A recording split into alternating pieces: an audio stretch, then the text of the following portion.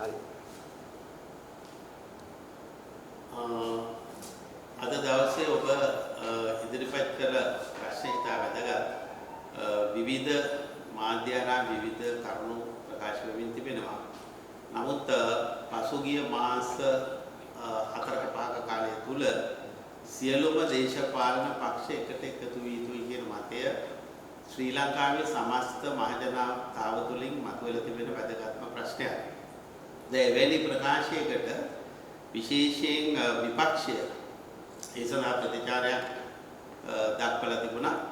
මම හිතනවා ඒක ඉතාම හොඳ ප්‍රතිචාරයක් හැටියටයි දකින්නේ. ඒ ප්‍රතිචාරයේ හැටියට අපිට එම තත්ත්වය එක්සත් ජාතික පක්ෂයට වාර්තා කරාට පස්සේ අපේ පක්ෂයේ කළමනාකාරීත්ව කමිටුවත් අපේ කෘත්‍යාධිකාරී මණ්ඩලයත් ඒ පිළිබඳ අපේ අදහස ප්‍රකාශ කිරීමට නියමිතව තිබෙනවා. අදහස ඇත්තටම ප්‍රකාශ වී අවසానයි. ඒ අවසානයේ තමයි සියලු දේශපාලන පක්ෂ එකට ක්‍රියා කළ යුතුයි. ඒ සඳහා තමයි අපේ පක්ෂ සංවත්සරයේ තේමාව සකස් කළ තිබුණේ.